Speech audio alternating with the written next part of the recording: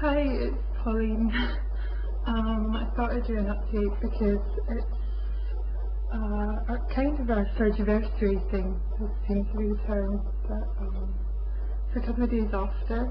Officially it was October 5th, because a year ago on October 5th we had, my partner and I had gastrectomy surgery performed by Dr Aceves at the Mexicali Bariatric Centre or something like that. Anyway, yeah, it's been a while since I did one of these things, so I'm a bit fidgety, especially because I have to stand because the computer's high up and I'm doing it on the big computer instead of the laptop, don't know why. Anyway, we've moved house and so much has changed, as well as obviously very physical changes. I'll give you numbers for people who are interested in that. Roughly a year ago, about 2 weeks before, I was 28 stone, which I think is almost 400 pounds. But when I started the pre-op diet, I weighed 27.5 stones, which there's 14 pounds in a stone, and I did do maths and worked out at 385 pounds. I've given 378 in the past on some of these videos, and it was just I forgot to add the further 7 pounds, so it was my mistake, but I was 385. I think I was 356 on actual surgery day, and I now weigh 12 stone 8, which is 176 pounds. It's a massive difference of 209 pounds in a little over a year, which, I mean, really, I don't recommend it being this quick. It's too quick, and it's come out of the complications that I've had.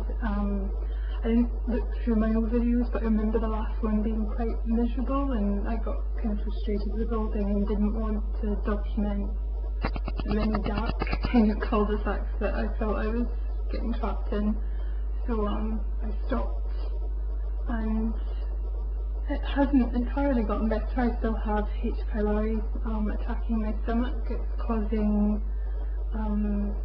ulcers in the valve at the bottom of my stomach, which then means I can eat and then the food gets trapped, and it gets trapped for hours. I've had it trapped for days, 6 days is the longest. And I have medication to help it go through called domperidone or Metilium, and when it gets really bad I take that, but it makes me feel quite bad, so I don't like to take it too often. And really it's quite miserable when I'm going through a flare up, but like right now I'm able to eat and things are going well, so yeah. I don't really want to lose too much more weight, even though my goal I originally set at 11 stone, which I think may be too little for me because I'm 6 foot tall. So I don't know why I chose. I think I just wanted it to be a small weight, and I wanted it to, like, I wanted to definitely be different, so I chose that number, even though it's kind of nearing the bottom end of my BMI scale. But I'm quite happy at the weight I am at, but I'm still losing weight every week, pretty much. Although on the weeks when I don't lose weight, I still feel like my body changes and things tighten up and move around, and it's a very changeable landscape, the whole thing. But I'm definitely very happy with, like, the results and the fact that my skin on the whole has gone back. I don't have a ton of excess skin. I'm a little, I guess it's a bit soft, but I have absolutely zero muscle. I have no muscle mass at all in my body. I'm quite bony, like there's like all my rib bones and my spine pokes through at the back, so I really don't want to lose too much more weight. At the beginning I was over like 50 inches on my waist, and now 27 inches, so I feel like if I got too much smaller it would look wrong at my height, but I'm loving like being able to choose nice clothes and like express myself in clothes in a way that I didn't experience before. I always wore a kind of uniform of black, hoping to blend in, or I don't know what I thought. I guess I thought it was going to make me more invisible, but it's pretty hard to be invisible, although people don't tend to see you, and that's been a real experience for me. There was a definite point, I think really when I went from on the BMI scale, I noticed it by that really, but on the BMI scale when I went from being obese to overweight was kind of a cut-off point, and I actually noticed like just random people chatting to me and being nicer to me, which initially upset me a little, like not to them, but just personally I guess I took a bit of offence to it because I'm still the same person, I just look different now, and I guess I'm happier I'm not visibly wearing my sadness, and I'm processing my feelings in a much more positive way. I feel like I definitely have kind of come of age, I've grown up, I've had to learn how to cope with my feelings without just stuffing them down with food and things like that, and that's been kind of been a real like growth for me as a person. But still challenging to feel like people are only being nicer to me because they think I look nicer or less repellent than I was before. I was still a nice person and I was still the same person really. But anyway, what else did I want to say?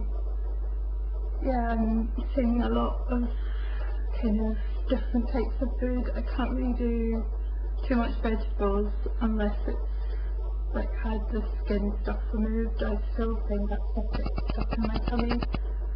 But I can eat meat. I still have like very kind of small restricted meals, so I eat like many meals a day rather than just 3. And I have felt like, I mean, you really feel as you get nearer to your goal weight that it's a very permanent thing to have done, because I can't ever go to a restaurant and have a 3-course meal. I have to kind of adapt what I do, so usually I'll have like a small starter and that will be my entire meal, and I can have like a glass of wine or whatever right up until the moment I start eating, and then I can't drink again. So you really have to think about these things, and it's difficult I think for other people who, you know, it's not only just experiencing like our physical changes, it's been quite hard, and for some of my family they have their own issues with weight, and it's difficult because they want to offload, and I feel like I just kind of escaped from that. So I don't really want to spend too much time talking about diets, especially because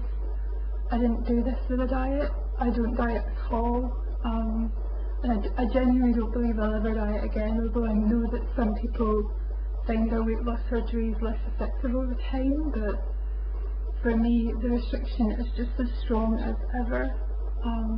I don't think you can cheat the sleeve in the same way that you can, or it seems that you can. Obviously I have no experience of bypass or bands, but it seems like when you have a pouch and it's not using that valve, that you can force the food through the hole with liquid, and you can't do that with the sleeve. If you try and drink after eating, it only has one way to go, which is up, or you're going to be in a lot of pain and having to go for a walk to try and help everything move around and push through. So yeah, for definite, it's not something you can cheat. It's a really permanent thing to do, but no diets for me, and that is the hard thing with other people when you're surrounded by people who are dieting, because I know I didn't succeed through dieting. I'm not an expert on dieting. If anything, the moment you sign up for surgery and you are prepared to risk your life for the potential chance of having a different kind of life, you really are saying, I failed at this, I can't do it anymore, I can't do a diet ever again. And that's very much where I feel I'm at, so I don't feel like I can advise anyone on how to lose weight. If anything, the strategies I'm coming up with are how to eat more, how to get more calories in. I'm still struggling to hit my 1,000 calorie target a day. I don't count proteins. I know lots of people do that, and it seems to be something that's like very recommended, but the new science that's coming out is saying that eating high protein diets are actually bad for you, so I want to eat balanced. I find if I haven't eaten enough carbs, I hit a kind of carb wall or something, I don't know, my muscles run out of energy and you hit that horrible wall, so I never can eat enough to put enough of a kind of backlog of carbs or whatever in my liver and in my muscles to mean that I have like abundant energy. I can go for a big long walk, and by the time I've got to the end I need a cup of tea just to get some calories on board to power me home. So that's definitely the shape of things for me, is just trying to hit 1,000 calories so I don't keep losing crazy amounts. It's definitely slowed, which I'm happy about. In the last month I probably lost about 4 pounds or something. I really don't want to lose too much more, but I haven't had a month where I haven't lost weight, so obviously, because it's a ridiculous amount of times I've lost over 200 pounds. It's kind of crazy, and I don't think I've quite processed it. I mean, if I catch a reflection of myself, I don't actually recognise myself yet. And I know for Bree, we're out in the supermarket and I've wandered off. She finds it hard to track me down again, and it's the same for me because we both look so physically different that the mental picture you have for that person isn't the one that you're confronted with. So it's definitely hard. And I imagine it's going to take probably another year to just get used to the new physical realities. It's been amazing, like, I don't know, like we've learned that we do like walking, it turns out. We do like doing physical things. It's just that before, going for a walk made everything hurt, so that was why we didn't like it. But now walking's like breathing. There's literally no end to how far you can walk. There's no tiredness limit there. I guess unless you're wearing like stilettos or something, but I don't. I'm so tall, so I always have comfy shoes on. But there's no limits to that kind of thing. And therefore we've moved house. We're in the city and surrounded by like restaurants and theatres and things to do and museums and all sorts of things. So we're really like, I don't know, excited to explore the world and want to be amongst things instead of hiding away. Like our last house was in a country estate in the middle of nowhere. You know, it's just a big house and trees and acres and acres of woodland, and it was lovely and things, but it's very different. We can just wander out the weekend and get lost in our neighbourhood, and it's nice going out and feeling like you don't stick out or people aren't avoiding you, or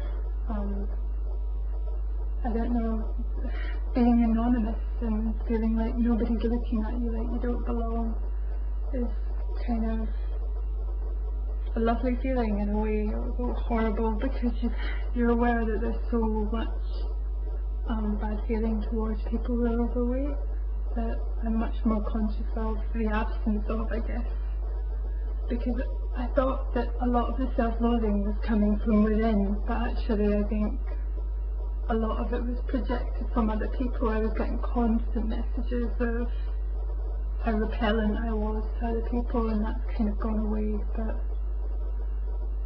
that's a hard thing to accept, that people are just so judgmental. But I guess we're all guilty of doing that stuff at times, and